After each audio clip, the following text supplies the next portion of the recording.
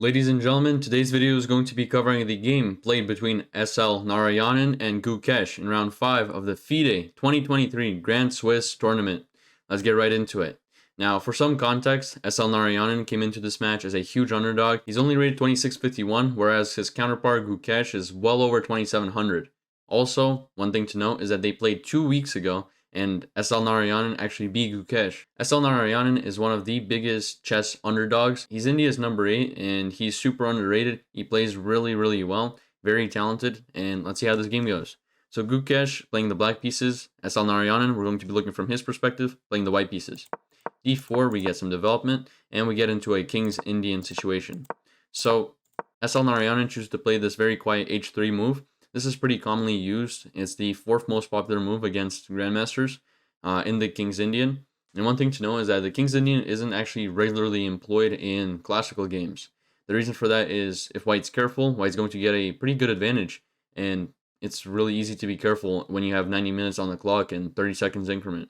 So it's very clear that Gukesh isn't playing for anything like a draw here. Gukesh is playing to get a win. He doesn't want any theoretical draws. And so he's trying to get very unorthodox, unique positions that often arise from the King's Indian because he believes that he can outwit and outplay his opponent here. So we're bound to see an interesting game. E5, D5, normal King's Indian stuff, and we get A5. Once again, pretty normal. This is just developing on the queen side, also allowing for this knight to come out to A6. This is better than D7 because it blocks the bishop in, and the bishop doesn't want to be blocked in. So we get bishop E3, knight A6, very normal development, and then H5. Now, H5 is a slightly questionable move. Generally speaking, in the King's Indian, you're going to castle kingside. And if you're to castle kingside, then why would you want to push the pawns in front of your king? Doesn't that weaken your king? Short answer, yes. Long answer, the point is that black wants to play knight h7 and f5, which is what we'll see later on. And so h5 is kind of a necessary push. Also, if you're going to push any pawn in front of your king, the h pawn is probably the least dangerous one to push, simply because, well, it isn't directly in front of your king. And at the end of the day, yes, this does create slight weaknesses for black, but black is willing to make those concessions to get some sort of initiative. Knight of 3, bishop e7, queen c2. Queen c2 might look like an odd move because it allows knight b4, but actually knight b4 isn't all that scary. Queen d2, and suddenly we realize that black isn't in the greatest position. If black is to castle, then c5 is possible. This will just completely crumble black's pawn center and give white a very stable advantage. Now, what we might notice is that when this knight was on a6, it was actually surveying the c5 square. And so now that it's on b4, it cannot survey the c5 square, therefore making this b4 square not very good for black. Even though it pushes the queen away temporarily, that doesn't actually aid in anything for black. And so knight b4 would have been a mistake if Gukesh was to play that. After knight b4 and queen d2, the engine actually recommends knight a6, meaning that black was just going to waste the tempo. So obviously Gukesh spots that, and instead of knight b4, he plays with this knight h7 idea that we discussed earlier. This allows the move f5. And the point is that in the King's Indian, you want to create pawn breaks. You're going to be lower on space, so you're going to be behind on space and development. So you need to create some sort of pawn breaks to take away from white center. Because if you don't, then you're just always going to be worse. You're going to be cramped and in a bad position. So in the King's Indian, you can expect f5, you can expect c6. Any single possible pawn break is going to get played.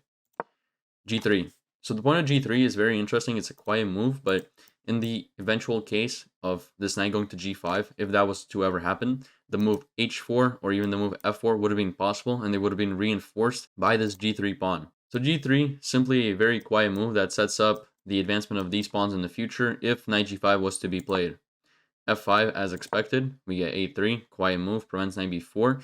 There's no need to rush here. White realizes they're in a better position, and so there's really no need to create some sort of attacks yet. We can just slowly and surely build up on our position and create very slow, methodical, improving moves. And so S.L. Narayanan does a great job with not rushing things. He's just slowly maintaining his advantage up until this point where he decides to take this pawn. This pretty much gets rid of all of S.L. Narayanan's advantage because if this bishop was to recapture, black gets a ton of activity, and it also limits where white can go. Queen b3 or queen a4 aren't really possible. Think about it. Queen b3, knight c5, very annoying move, pushes the queen away. Queen d1, just undeveloping the queen. Yes, while possible, this is very passive. So queen d2 is like one of the only moves that you can really play.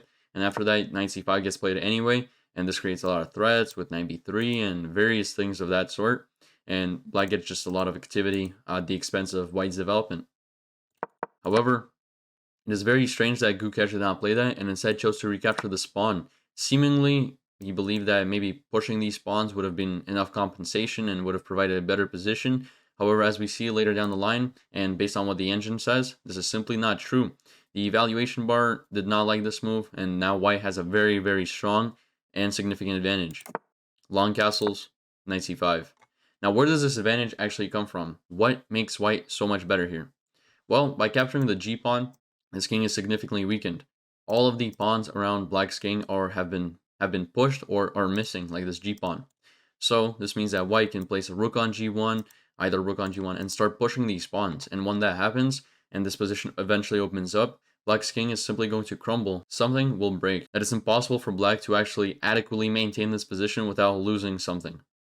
Knight c5, we get g4, like I mentioned earlier, trying to open up the position. Even though this means that you can technically sacrifice a pawn, so let's say this pawn trade occurred and then the bishop captured, rook g1 already here is possible, and then you can look at exchange sacrifices with taking this bishop and sacrificing the rook in order to get this check with the queen and rook battery. So many opportunities here. If the position got opened up, this would have been completely resignable. Black cannot hold on here. Therefore, obviously, Gukesh doesn't trade here and plays e5.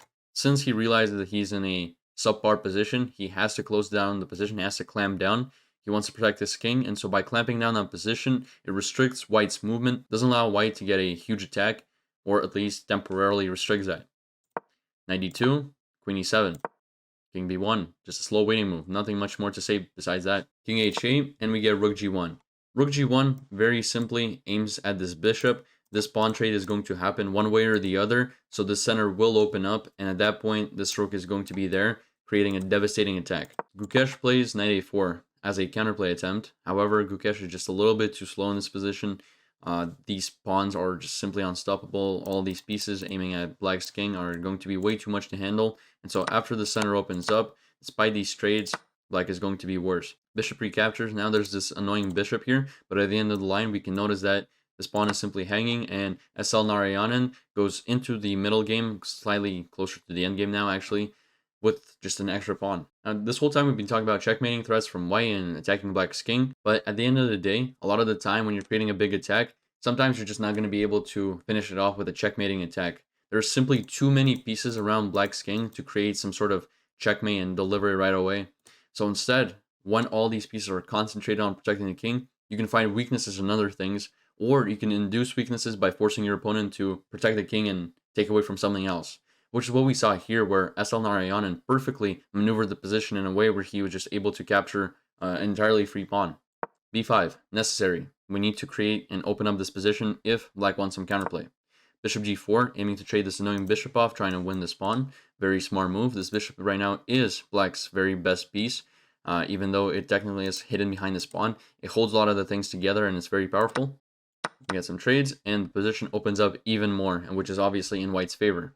White doesn't mind trading off any piece now because white just has an extra pawn. And so white would be very happy if this game got simplified to a point where it was just a pawn endgame, in which case white would literally just have one extra pawn and an easy path to victory. Rook b8 check, king c2. Queen slides out of the way. This queen cannot be traded because if that happens, like I mentioned, S.L. Narayanan would have an easy path to victory in a very simple pawn endgame where he is up with extra material. Therefore, that is not a good option for Gukesh, so Gukesh moves the queen out of the way, aiming to give this check or create some sort of counterplay. Generally, when you're down material, you don't want to trade pieces because then you won't have any counterplay. You want to keep as many pieces on the board as possible so you can answer your opponent and create attacks. Queen takes c4, S.L. Narayanan up 2 full pawns now, no counterplay to be found for Gukesh. Rook e5, queen g4, creating a checkmating threat while also offering a queen trade. At this point, Gukesh is almost forced to trade, and we get h takes g4, and Gukesh simply takes a free pawn. So now, S.L. Narayanan up a pawn, completely free. Queens have been traded off. Very few pieces on the board. He has 2 connected passers. This is a dream position for any player with the white pieces here. Rook b1, offering another trade. Rook b5, pieces get traded off. a5, sending this rook out of the way, and we start pushing these pawns. Now, the next couple of moves of this game are just going to be shuffling some pieces that aren't very important, so I'm going to kind of skim through them. We get it up until this point, where this is a very instructive moment. If you guys haven't watched my mini-series on how to use passed pawns in chess, I strongly suggest you do so. I will leave a link right at the top of this video right now. You guys can go check that out right now or after this video ends. So, What I'm trying to illustrate here is that these two pawns are on the same rank, which is very important. If, let's say, just a random move occurred from black, and, I don't know, S.L Narayanan decided to push g5, this would have been very, very bad, because now this knight could come in and blockade these pawns. So one important thing to note is that when you have connected passers, you want them on the same rank pretty much most of the time. Obviously, to push them, you have to create some sort of imbalance, but you have to make sure that these spawns cannot be blockaded. When these spawns are on the same rank, they could not be blockaded, and so therefore they're pretty much impossible to stop as they are right now. So this was very instructive, and obviously g5 wasn't played, nor was king g8. You got bishop e5 attacking the rook, check, some maneuvering of the pieces. S.L Narayanan wins a free pawn. Gukesh recaptures this lost pawn, and we get some trades, which is ideal, of course, for white. Now, another instructive moment. Bishop to d4. There are obviously a ton of ways to win this game. g5 was a possibility. Moving the rook to g3 was also a possibility. But this is probably the simplest one as a human being. You want this bishop to block this rook so this rook cannot infiltrate. For example, if g5 was played, rook g4, already kind of annoying. And so, obviously, bishop d4 stops that. It also creates a threat of attacking this knight. Checks. We got a bunch of checks until there were no more checks to be given. Now, this rook slides back. This capture no longer wins any material because this rook check simply wins his bishop. And this would be pretty annoying to deal with. You would have to protect the pawn and work around all of these annoyances. So instead of that, we got g5. And at this point, ladies and gentlemen, the game ended.